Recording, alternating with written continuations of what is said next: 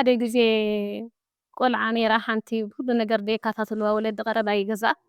ኣዴ ክፀውያ ኢልና ተዲድናያ ምስ ኣልጋነሽ እዛ ሓላፊትና ማለት እዩ ኣብ ገዛ የለኹን ኢላ ትኪ ሓደ ግዜ ከዓ ናይ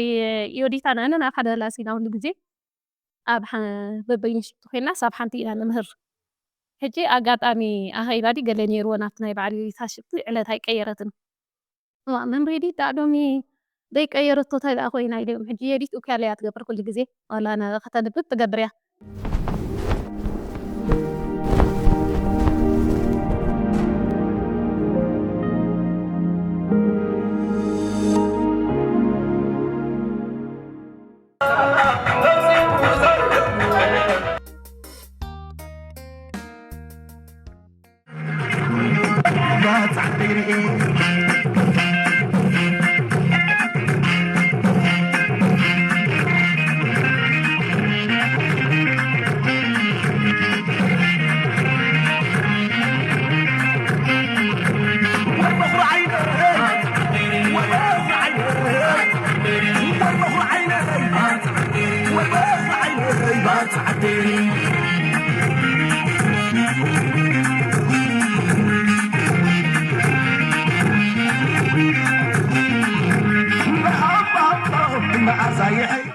سلام زخبركم تعرفت نايز مدب كم يدخلوا نومي أم مدب مأذن فليز بلا مدبينا حنا لكم قريب نازلنا حجي زدنا بتا أب موارد أنات أبشوري نازلنا ني أملا ملا حسنات أمل لاي مسحبرة تسوون مسحقورون زي ملكات مسمو كرات مهران نايز بيت مرتي كده علينا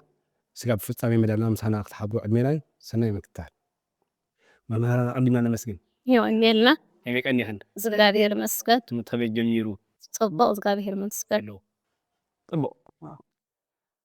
لو ما تعرفنا أب موارد حسنات زلوا أما هراويك أملا ملا حسنات مسحبرة تسوون مسحقورو من أمل لاي انتهي مسل عندي سكت انتواي لا كم يمثل مس بحلهم مس حبرة تسوون مس بهيراتهم مس حقهم مش جدنتهم تتحد لي انتواي كم يمثل انتواي ساكن دي يعرفوه صنصواي حجي مفتحيو ناي مالت صارت مفتح مالتي صنصواي مالت أقدي مسك زعبات صنصواي سيف بقفي خستاي كبلك يا حسيبة نيرينكو على الكيا صنصواي مالت كن مفتح مالك يا بزيت صنصواي موالت أنا كتمهر بفتصم أي تخلني إخا كنزا استعصوت جزاء صنصواي تزين جيقة مهنيات بصنصواي إخا كل عينة تمرتي تم حلالفو كابتا صنصواي كل عينة تمرتي بصنصواي مدمهارو حجي صنصواي كنجر كلا تممر قطرة تمهر قوقعة تمهر أمراوي معبالة ناي مذكار كلوتهم صناي مبال كلوتهم كل يوم شنو مقبار تمهر كله مقبار سنة مقبار تمهر اتس حقتات تمهر كله بقى اتس زقفر نجر عب حبرة السب بزعبا هيوتهم سب صنصواي مدمهارو وزرب هامي تمهرات صنصواي نحريل كان أبنت كلته أراجع نيرة كتبجع نيرة نحريلك كلته قطرة تمهر لها مالتي حانت نيرة تلك حانت تمهر لها ቋንቋ ንባዕሉ ተዘራባት ቋንቋ ተዘራርባ ይምሃሩ ኣለዉ ማለት እዩ ካልእ ብዛዕባ ፅንፅዋይ ማለት እሲ ከም ሓደ ዓብ ነገር እዩ መዋእለ ህፃናት እቲ ዝዓበየ ክፋል ናይ ትምህርቲ እዩ መዋእለ ህፃናት ፅንፅዋይ ሕጂ መዓዝ ንነግራ መዋእለ ህፃናት ንሕሪልካ ኣብ ሰከንድ ማታይ ኢና ንምህር ሰከንድ ማታይ ማለት ኣብ መዋእለ ህፃናት ነናቱ ክፍለ ግዜ ኣለዎ ቀዳማይ ክፍለ ግዜ ፍርቂ ሰዓት እያ ንኣብነት ኣብ ናይ ንጎ ተመፂኻ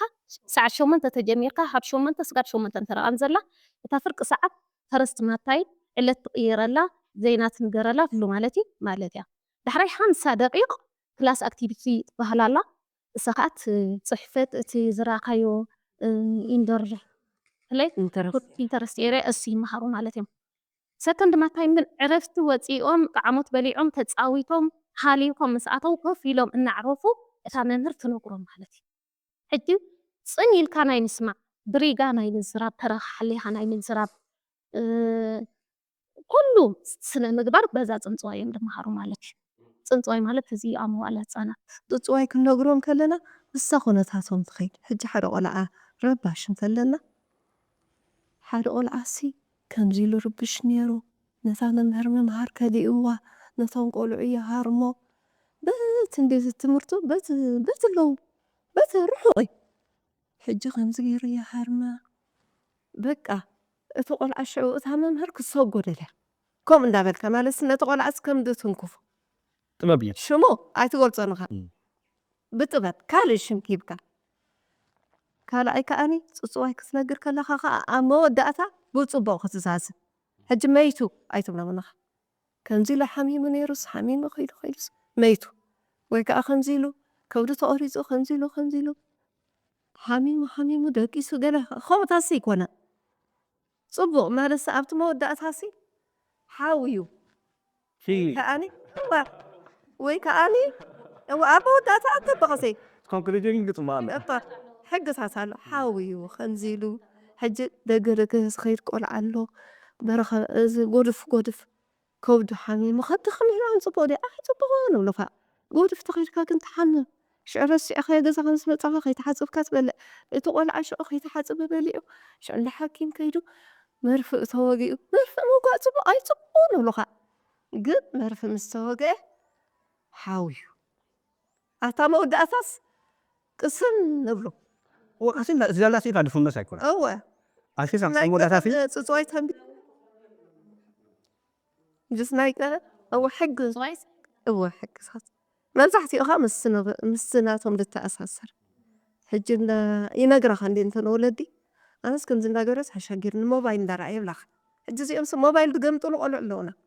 تا موبايل سي كم سرعة ኩሉ አፕሊኬሽን كلها ولا عند قربيت كيدهم زطع من لونه حجزنا ولدي أبزل ولدي أنا خمس جنا بس كان يوصلني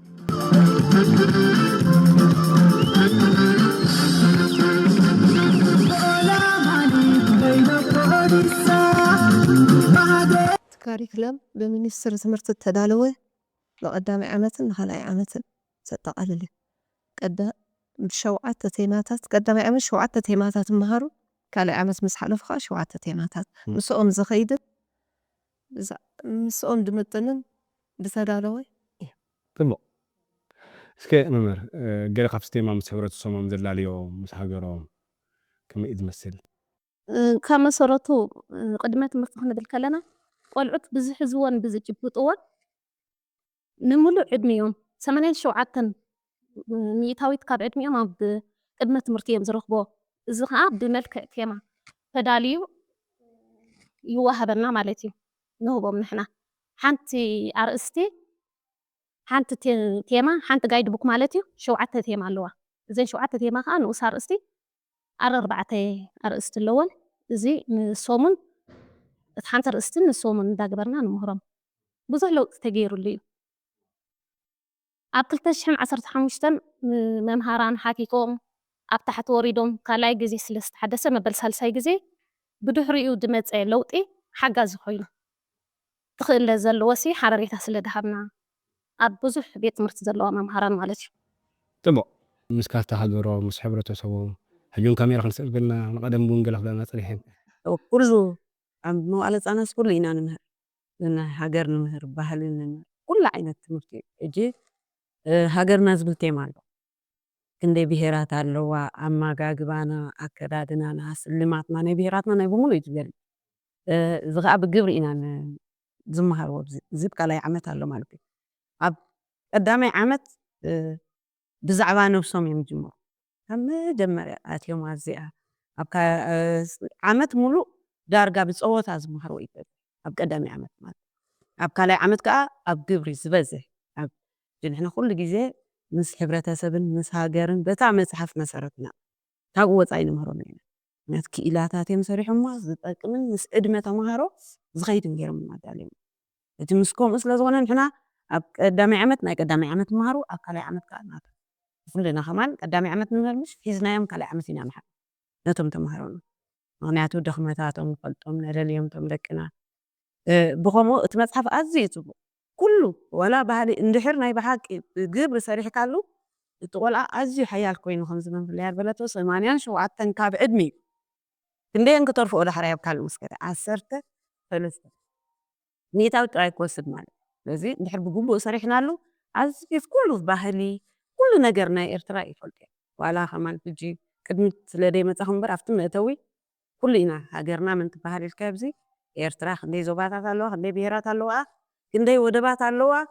ባንዴራና ሕብርታቱን ጥቕሙን ማለት ዝገልጽ ሕጂ ቀይሕ ናይ ምንታይ ምልክት ከልካ ናይ ጅግንነት ይግለጽ ብዙሕ ክዝርዝር ኣይክእልን ቆልዓ እዩ ግን ዋላ ቀዳማይ ካልኣይ ዓመት ኩሉ ኢና ንምህር ንሕና ሳይንስ ይመሃሩ ጂኦግራፊ ይመሃሩ ኩሉ ኣብዚ ሕጂ እዚ ናይ ሕፃ ዓቐን ይመሃሩ ኩሉ ዘይመሃርዎ ነገርሲ የለን ኦራል ስለ ዝኾነ እዚኦም ከዓኒ ቀስ እናበሉ እናተረድኦም ብኸምኡ ኢና ሕጂ ንሕና ዋላ ቀጻሊ ወርክሾፓት ወሃበና ኢና ዝጎደለና እንዳምላእና እቲ መፅሓፍቲ ግን ናይ ብሓቂ ኣብ ኩሉ ቤት ትምህርቲ እንድሕር ተሰሪሕሉ ኣይትኽእሎን ከማን ሰሪሕ ኩሉ ነገር ብግብእ ኢና ንሰርሕ ሙሉፅ ካሪክለም እዩ ብጣዕሚ ፅቡቅ እዩ ኣዝዩ ፅቡቅ ይበዝሓካ ከማን ንክተተግብሮስ ግዜ ከማን ወቅተት ለሰን ፕላን ድዩ እቲ ዓመታዊ ንዕኡ እንዳሓገዝካ ስኻ መሳለጥያ ድወስኽ እንዳወሰካ ብግብሪ እንዳረኣኻ ሕጂ ገሊኡ ክላስ ከማን ኣትኩም ትኾኑ ተኽሊ ብኸመይ ይበቁል ዋላ ኣብቲ ጀርዲና ኣለና ባዕሎም ይዘርኡ ኮስክስዎ እቶም ቆልዑ ትሕግዞም መምህር ማይ ይሰቲ ተኽሊ ከመይ ገይሩ ክንደይ ዓይነት ተኽሊ ኣለና ዋላ ተኽሊ ሂወታዊ ንኽነብር እንታይ የድልዮ ሂወታውያን ዘይሂወታዊ ብዙሕ ነገር ብዙሕ ፃዕሪ ሓሊፍዎ ሕጂ ክትሪኦ ከለካ እቲ መፅሓፍ ናይ ብሓቂ እዮም ተድንቆም ነቶም ዘዳለውዎ ንሕና ማለት እዩ ኣብ ባይታ ስለ ዘለና በቲ ዓቕሚ ናይ ቆልዑት እዩ ተዳልዩ ብልክዕ በቲ ዝሕዝዎን ዝጭብጥዎን ገይሮም እዮም ዝምሃሩ እቲ መፅሓፍ ልክዕ ብዕድመ ቆልዑን ምስ ግዜ ቆልዑን ዝኸይድ እዩ 5 ምዕባለይታት ከዓ ኣማሊኦም ከም ዝኸዱ ይኽእል 87 ሚእታዊት ዝምሃርዎ ምዕባለ ናይ ቆልዑ ማለት እዩ ማሕበረሰብ ስምዒታዊ ኣእምራዊ ግንዛባዊ ቋንቋ ሞራላዊ ባህላዊ ምዕባለታት እዮም ዝምሃሩ ሕጂ ንሕና ክንምህር ከለና ኩሉ ግዜ ንኣብነት ኣካላውን ስምዒታውን ምዕባለ እንድሕር ኢልና እቲ ኣካላዊ ምዕባለ ማሕበራውን ስምዒታውን ምዕባለ እንድሕር ኢልና ማሕበራዊ ምዕባለ ሕጂ በቲ ገዛ ገዛ ዝረኣኻዮ እቲ ዝሰርክዎ ብሓንሳብ ሓቢሮም ናቶምሲ ሶሻል ዲቨሎፕመንት ክስታይ ይገብሩ ኣለዎ ማለት እዩ ስምዒታዊ ከዓ ተቆልዓ ሓንቲ ነገር ሰሪሑ ወዲኤ ኢሉ ክሕጎስ ከሎ ስምዒቱ ክሳይ ይኸውን ኣሎ ማለት እዩ እወ ኣብ ኣካላዊ ምዕባለ ንኣብነት እንድሕር መፂና ከዓ ክልተ ነገር የጠቃልል ንኣሽቶን ዓበይትን ጨዋዳታት ብኸመይ ንዕብል ሓንቲ ንጥፈት ክትቦ ከላ እታ መምህር ናይ መዋዕለ ህፃናት ብልክዕ በቲ ናይ ኬጂ ክስታይ እንድሕር ዳ ማዕቢላ ሰልጢና ኮይና እዚኣስ እንታይ እያ ከተማዕብሎ ነቲ ቆልዓ ኣብ ግምት እንዳኣተወት እያ ትህቦ ኢልና ይኮና ንህቦም ፓዝል ክሰርሑ ከለዉ እንታይ ክትቦም እያ ግንዛቤያዊ ምዕባለ ድያ ክትቦም ኣካላዊ ምዕባለ ዲ ንኣሽቱ ጨዋዳታት ዲኹን ንዕብል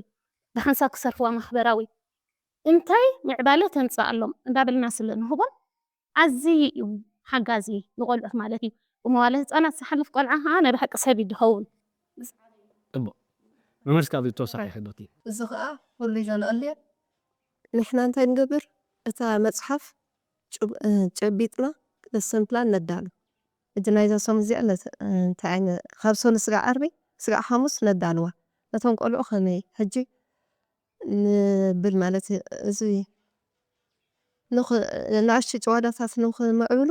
መቐዝ ኣለና መቐዝ ጌርና ብኦም ተሰርሐ እወ ብናቶም ተሰርሐ ደንዳ በቲሕተ ይኮነ መቐዝ ብኣ ገይሮም ይቆርፁ ማለት እዩ ሕጂ እዚኦም ነቶም እንደፅናዕናዮም ማለት እዩ ማለት ሲ እወ ዘይማዕበሉ ደፅናዕናዮም መቐዝ ንቦም ነቶም ደሓን እዮም ዝበልናዮም እዚ ብሎክስ ዝተፈላለዩ ክሳይ ይሰርሑ ማለት እዩ ገሊኦም ገዛ ዝሰርሑ ገሊኦም እዚ ትምህርቲ ብምሉእ እዚኣ ክላስና እዚኣ ክላስ ወይኒ እዚኣ ኣራንሺ እዚኣ ከዓኒ ባናና እንዳበሉ ፈላልዮም ሽቓቕ ከይተረፈ ካንቸሎ ዝኽቢ ብምሉእ ከም ዘላታ እዮም ፅዋዕ እቲኦም ከዓ መቐዝ እንዳቆረፁ ከዓኒ ኢዶም ይምዕብል ማለት እዩ ካልእ ከዓኒ ፐዝል ኣለና ፐዝል ዝኾነ ናይ ደርሆ ድዩ ናይ በጊዕ ናይ ጀበና ናይ ገለ ኣለና ሕጂ ንዓ ኣገንጢሎም እዚ ኣእምራዊ ኣእምሮን ኢድን ብሓንሳብ ተዋሃሂዱ ሰርሕ ማለት እዩ ከምዚኣ ገይሮም እዚኣ በዚኣ ኣላ እዚኣ ክበየን ትኸውን እንዳበሉ ሓሲቦም ከም ዘላታ የምፅዋ ማለት እዩ ከምኡ እንዳበሉ በቃ ነማዕብሎም ማለት እዩ ብርሃን ኣእምሮ ይሕግዞም እወን ይሕግዞም ቀጥታ ኣብ ምፅሓፍን ኣብ ክሳይ ኣይንኣቱን ኢና ንሕና ኣብኡታት ጭቃ ከኣለና ጭቃ ከም ስርዓት ሳልስቲ ነፊና ለዊስና ሳልስቲ ነውቅዖ ሕጂ እቲ ጭቃ ኣንፂኻ ድላይ ተደልዮም ጀበና ተደልዮም መጎጎ ተደልዮም በብናቶም ተደልዮም ዝበሉና በቃ ዝመንፅዎ ተደልዮም ገዛ ይሰርሕዎ ሕጂ እዚ ኩሉ ምስ ገበርና ማለት እዩ ብፀወታ መልክዕ ኢኻ እዚ ኩሉ ክብል ከለኹ ከም ፀወታ እንዳተፃወትና ናብቲ እንዳክናገንብል ኢና እምበር ስኻ ስራሕ ስኻ ከምዚኣ ዘይገበርካ ኣይንብልን ኢና እንዳተፃወቱ ናብቲ ሕሸኒ ዝበለና ናብቲ ከምኡ እንዳልና እዞም ቆልዑ እንታይ ይኸውን ንኣሽቱ ጨዋዳታት እንካሪኦም ናመጥ ይምዕብል ማለት እዩ ካልኣይ ከዓ ስፖርት ኣለና ስፖርት ሕጂ ንዕኦም ጉያ ሕጂ ኣለውና ቆልዑ ክጎዩ ዘይክእሉ ማለት እንከይቲ ይብለዎ ንዑ ሕጂ ሰብ እተን ዓበይቲ ጨዋዳታት ኣይማዕበላን ማለት እዩ ሕጂ ንዕኦም ክስቶ ማዕበልካ እንደይኮነ እዋ ሎማዓቱ ክስቶ ክጎዩ ኣነ ከዓ ምስኡ ክጎይ እንዳበልና በብቁርብ ከምዚ እናበልና ክንደይ ቆልዑ ዘማዕበልና እዮም ኣለዉ ከምዚታት እዩ ስራሕና እምበር ቀጥታ ኣብ ፅሕፈትን ኣብ ክሳይን ኣብ ፀቕጥን ኣይንኸይድን ኢና በስ ዝድህስስዎ ዝጭብጥዎ በቃ ወይም ይመሃሩ ብድህስስዎ ዝጭብጥዎ ብኡ እንዳገበርና ሕጂ እታ ዝቆረፅዋ መቐስ ድሓር መጀመርያ በታ መቐስ ከማን በላዕዳ ገለ ከምዚኣ ገይሮም እዮም ዝሕዝዋ እንታይ እያ ከምዚኣ በቃ ነዛ ኢሎም ከምዚኣ ሕጂ ከምኣ እንዳገበሩ እንዳቆረፁ ንመልኦ ማለት እዩ ሕጂ ብኣኣ ጌርና ሕንፃፃት ዝበሃል ኣለና መጀመርያ ንምሃሮ ሕንፃፃት ሕጂ እዚ ሕንፃፃት እዚኣ እንታይ እያ ትኹል እዚኣ ኸየጋድም እዚኣ ኸበቂና እንዳልና ኢና ንመሃሮም እንዳተፃወትና ማለት እዩ ሕጂ ንዓ እንታይ ገበርዎ እንታይ ኮላጅ ገይሮም በታ ዝቆረፅዎ ቆርበት ገይሮም ርኢኹማ ትኾኑ ብታ ክላስ ብኣ ገይሮም የብልዎ ማለት እዩ ሕብሪ ከም ስርዓት ከምዚኣ ገይሮም እቲ ኮላጅ እቲ ኮላ ለኺዮም ተቁርፅራፅ ወረቐት ኣብኣ የብሩ ከማ እንዳገበሩ ሕጂ እዚኦም እንታይ ኮይኖም ኣለዉ ድልዋት ኮይኖም ኣለዉ ማለት እዩ ድሓር ከዓ ርሺ ከዓ ርሺ ሕጂ ካብ ንሕና ናይ መቐለ ህፃናት መምህር ካብ ኩሉ እያ ተንፅእ ርሺ ሕጂ ዘመን እንዳፋግሩ ኮይንና በጃ ወለዶ እውን ኣለውና እዚ ናይ ኣባሻውን መቐለ ህፃናት ኣነ ብጣዕሚ እየ ለመስግኖም በታ ዘላቶም በታ ዓቕሞም ይሕግዙና እዮም ወለዱ ናይ ብሓቂ ምስጋና ይወሰነ ይብሉ ሕጂ ርሺ እንታይ ምኽብለካ እየ ከረጢት መሊኦም እዮም ፅናቶም ወለዲ ሕጂ ንሕና እንታይ ንገብሮ ንነፍዮ ወቂፅና ንነፍዮ ነፊና ሕብሪ ኣለና በቢዓይነቱ ሕብርታት ንለኺ ማለት እዩ ሕብሪ ተፈላለየ ሕብርታት ለኺና ብኡ ጌርና ከዓኒ ኮላጅ ንሰርሕ ኮላጅ ዝተፈላለዩ ነገራት ዋላ ስእሊ ስኢሎም ከምዚ ገይሮም ኮላ ገይሮም ይንስንስዎ ፅቡቅ ሕብሪ ይበልና እዚ መስ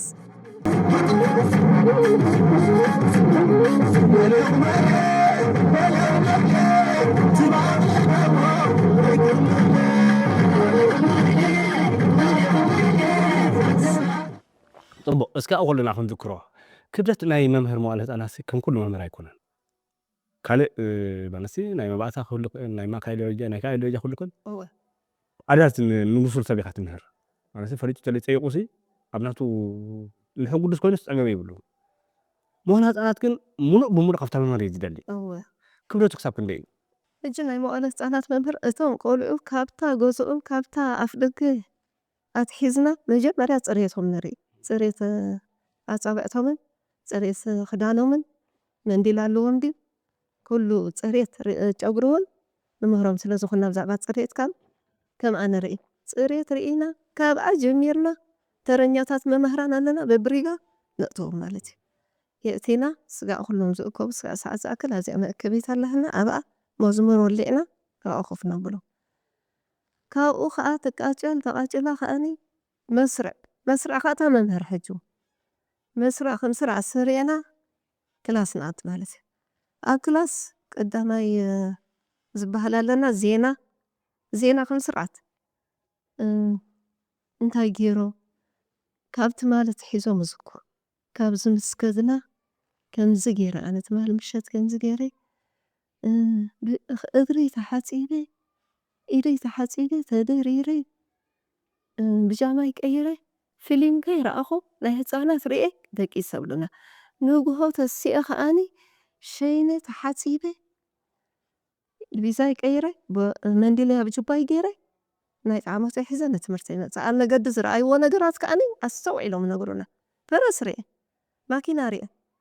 እዚኣ እንዳበሉ ከዓኒ ይኣትዉ ማለት እዩ እስከ ኣብቲ ክብደቱ ክብደቱ ማዕረ ክንደይ እዩ መዋእለ ህፃናት ምምሃር እንድያ ሕተኻ መዋእለ ህፃናት ምምሃር እቲ ዝኸበደን እቲ ዝቐለለን ስራሕ እዩ ከመይ እንድሕር ኢልካኒ እታ መምህር ብፍላይ ሰልጢና እንድሕር ኮይና ብናይ ኬጂ ሰልጢና እንድሕር ኮይና ኣዝዩ ቀሊል እዩ ብለሰን ፕላን ትኸይድ ኣላ ማለት እዩ ዘይሰልጠና መምህራን ብናይ ኬጂ እውን ተማሂረን እንድሕር ደኣ ክሰርሓሉ ክኢለን ነቲ ለሰን ፕላን ኣዝዩ ቀሊል እዩ ለሰን ዘለዋ መምህር እቲ ስራሕ ኣዝዩ ቀሊል እዩ እቲ ፍሉይነት ግን ናይ ሕልና ስራሕ እዩ መዋእለ ህፃናት ሕልናኻ ዘዕግበካ ስራሕ ክትሰርሕ እንድሕር ደኣ ክኢልካ ቀሊል ስራሕ ትሰርሕ ኣለኻ ማለት እዩ እቶም ቆልዑሲ ኣብ ኢድካ እዮም ደለዉ ወላ ሓንቲ ይፈልጡን እዮም ዝበልካዮም እዮም ድገብሩ ሕጂ ክትቀፅዖም ፀኒሕካ ሕጂ ስሕቁ ፃዓዲ እዮም ቆልዑስ ፃዓዲ እዮም ዋላ ሓንቲ ብሎምን ከም ኩሉ ሰብ ትፈልጦም ማለት እዩ ሕጂ እዞም ህፃናት እዚኦም ኣብ ኢድ እዛ መምህር እዩ ደሎ እቲ ናቶም መፃኢ ኣብ መዋእለ ህፃናት ተዘይማዕቢሎም እዚ ልክዕ ከምዛ ሓንቲ ገዛ ኣብ መሰረት ተዘይ ወፅያ ብፅቡቅ ተዘይተሰሪታ ዳሕራይ ትነቅዕ ወይ ትፈርስ ከምኣ እዮም ክኾኑ ሕጂ ኣብ ኢዳ ወዲቖም ስለ ዘለዉ እታ መምህር ሕልና ከቢድ ሕልና ተሰኪማ እያ ትሰርሕ እዚ ዘኽብዶ ነገር ናይ መባእታ መምህር ናይ እንግሊሽ ተሃስያቶም ናይ ቁፅሪ ከተማዕብሎም እያ ናይ ቁፅሪ ነናቶም ሳብጀክት ኣለዎም ንስኻ ግን ኩሉ ሳብጀክት ኢኻ ትምህሮም ኣብ መዋእለ ህፃናት ኩሉ ዓይነት ምዕባለ ካብታ መምህር እዮም ክወስዱ ሓንቲ መምህር ዓመት ሙሉ እያ ትምህሮም ኣብ ገለ ቤት ትምህርቲ እውን ሒዛቶም እያ ትሰግር 2 ዓመት ትምህሮም 2 ዓመት ምሂርካዮም ብዘይ ሕልና እንድሕር ነቶም ቆልዑት ኣብቶም መዋእለ ህፃናት ከይምዕበልካዮም ተሓልዮም ቀፊልካዮም ማለት እዩ ስለዚ ትኸቢድ ትገብሮ ከምዚ መምህር ልኡላ ክትገልፆ ዝፀንሐት ሙሉእ መዓልቲ ድኻም ኣለካ ድሕሪኦም ክትከይድ ከለካ እዚ ናይ ኣካላዊ ድኻም ክህልወካ እዩ ዝግድን እዩ ዝኾነ ሰብ ክሰሪሖ በልዕቲ ኮይኑ ክደክም እዩ መዋእለ ህፃናት ግን ቀሊል ስራሕ እዩ ድብልኣን ሓጎስ ዘለዎ ስራሕ ፍሬኻ ትርእዮ ቅድሜኻ መዓልታዊ ፍሬኻ ኣብ ቅድሜኻ እንዳረኣኸዮ ልክዕ ከምዚ ሓንቲ ገረድ እንዳፈረየት ክትከይድ ከላ ዝሕጎስ ሓደ ሓረስታይ ንስኻ እንዳተሓጎስካ ኢኻ ትኸይድ ዘሕጉስን ቀሊልን ስራሕ እዩ መዋእለ ህፃናት ኣነ ሕጂ ናተይ ምስ መባእታ እየ ከዋዳድር መባእታ ስለ ዝነበርኩ ኣብዚ ምስ መፃኹ ዳርጋ 2 ዓመት እየ ተማሂረ ካብቲ መምሃራ ላሰኣቱ እንታይ ይገብራ ብጣዕሚ ከም ባሓድሽ እየ ተማሂረ ሕጂ ኣብ መባእታ እንድሕር ኮንካ ቁፅሪ መምህርቲ ኮንካ ቁፅሪ ምሂርካ ኣፅሒፍካ ገሊፅካ ትወፅእ ፈተና ትህብ ብኡ ትግምግሞ ኣብዚ ግን ሙሉእ ኢኻ ትግምግሞ ካብ እምሮ ጀሚርካ ኣዝዮም ፀገም ዘለዎ ቆልዑት ኣለዎም ዝሕታለ እምሮ ዘለዎም ኣለዉ ንዕኦም ከተለልውን ቀሊል ስራሕ ኣይኮኑን እዚኦም ሲ ኩሉ ኢና ንፈልጦን ኢና ዋላ ናይ ፀገም ኣካይዳ ዋላ ናይ ገለ ኣካላት ወለዲ ዘይፈልጥዎ ጉድለት ኣብ ደቆም ንሕና ይረኣየና ምክንያቱ ካብታ ዝኣተናላ ግዜ ፅጋዕ ንወፅእ ምስኦም ኢና ዘሎ ዋላ ሓንቲ ግዜ እዚ ዋላ ኣብዚ ሕጂ ብደገ እቲ ቅድም ዝበልኦ ኣካላውን ምዕባለት ናይ ናሹ ጨዋታታት ኣብ ውሽጢ ክፍሊ ኢኻ ተማዕብሎም እቲ ናይ ዓበይቲ ጨዋታታት ከዓ ኣብ ደገ ተዝልሎም ሃክተ ተፃወቶም ምስኦም ኩሉ ግዜ እንዳኸድካ ከቢድ ዝገብሮ ነገር ታልኽ ኢኻ ግን ከምዚ መምህር ልያ ዝበለቶ ውፅኢትካ ምስ ረኣኻ ከዓ ትርስዖ ደኺሞም ነይሮም ምስ ማዕበልካዮም ድሓር ወርሒ ወርሒ ንግምግም ኢና ንሕና መጀመርያ ከዓ እትኮሎ ቆልዓ ከመይ ነይሩ ኣካሉ ኣእምርኡ ኩሉ ስምዒታቱ ሞራሉ ኣብ ከምዚ ወርሒ ከምዚ ለውጢ ምፅእ እንዳተዘራረብና ኢና እዚ እምበር ከምዚ ሕጂ ረቢሽ ኢልና ከማ ኣይንጉህን ኢና ማዕቢል ኢና ዝበሃል ብመዋእለ ህፃናት እዚ ስቕ ዝብሉ ቆልዑት ኣለዉ ካብ ገዛ ወፂኦም ዘይፈልጡ ቆልዑት ኣለዉ ነዚኦም ፅንፅዋይ ባዕልኻ ኢኻ መጀመርያ ትኽልተ ወይ ብፍላይ ቀዳማይ ዓመት ሽቓቕ ዘይፈልጡ ቆልዑ ኣለዉ ኣባዞ ጥራይ ዝለመዱ ሽቓቕ ባዕልና ብግብ ኢና ነርእዮ በዚ ሰሪዕና ኩሉ ክላሳትና 2 ወርሒ ሙሉእ ኣብ ምልምማድ ኢና ንሕና ብድሕሪኡ እስኻ ባዕልኻ ውፅኢትካ ኢኻ ትርኢ ባዕሎም ይስርዑ ህፃናት እዮም ካብ 3 ዓመትን 10 ወርሕን ኢና ንጅምር ቀዳማይ ዓመት ድሕሪ ኮንካ ማለት ኣብ ካልኣይ ዓመት ዝሓሸ እዮም ዝበዝሕ ግዜ ማዕቢሎም እዮም ይሕግዙካ እዮም ኣብታ መጀመርያ ዓመት ግን ኣዝዩ ከቢድ እዩ ምስቲ ካልእ ሕጂ ካብ መዋእለ ህፃናት መባእታ ከድድ ይቐልል ካብኡ ከዓ እቲ ካልእ ይቐልል ጂኔር ይቐልል ሃይስኩል ከማ ምክንያቱ ፅሒፎም ነይሮም ቡስላት ቆልዑት እዮም ዝብዙ ንሕና ግን ሰብ ቀይርና ኢና ንሰርሕ ሰብ ኢና ንሰርሕ ሕጂ ብፍላይ ከምቲ በቲ መፅሓፍ ብግቡእ እንድሕር ምሂርካ ናይ ባሕቂ ኣዝዮም ሓያላት ቆልዑት እዮም ዝኮኑ ሕጂ ብዚ ከባቢ ቁር እንታይ ይሕግዘና ማሕበራዊ ናብራ ዝፀገሙ ቆልዑት እዮም ዘለዉ ኣብ ካልእ ከምዚ ካብ ገዛ ዘይወፁ ዕፅዋት ከምኦም ቁሩብ ኢኻ ካብቶም ዘለውካ ቆልዑት 10 ኮኑ ካብ 4 ቆልዓ 10 ዘይዛረቡ ዘይፈልጡ ምክንያቱ መጀመርያ ክመፁካ ከለዉ ኣይፈልጡኻን ከረወላስ ወላ ሓው በኻ መፂን ካይ ከማን ኣይቀርቦን ይጽላሕ ጸልም እወ እጅሶም ክመጽ ኸሎ ብጣዕሚ ይምጭነው ቆልዓ ኣፍ ባይተ ወሪድካ ምስኦም ንዖም መሲልካ ኢኻ ጽንጽዋይ ዝኾነ ሰብ ከይና ኸሎ ከም ጽልላት ይብለን ጽንጽዋይ ክንነግሮም ክስቶ ከምዚ ኢሉ በቃ ኣይነሰጉጉን ኢና ገዛ ይድብል ወርሒ ሙሉእ ዝበኸ ይቆልዑ ኣለውና ዛዕኽልተ ወርሒ ከም በቃ ንዕኦም ነቲ ፎም ምትዋጠጥ ነቲ ሓደ ተብሎ ከም ዝበልኩ ሽንቲ ዘይቋጻጸሩ ኣለውና ዝሕታለ እምሮ ዘለዎም ኦቲዝም ኣሎ ብዙሕ ነገር ኢና ነብል እጅን ኩሎም ኣብ መወዳእታ ግን ማዕቢሎም ምስ ረኣኻዮም ትሕጎስ እምበር ኣዝዩ ኣድካሚ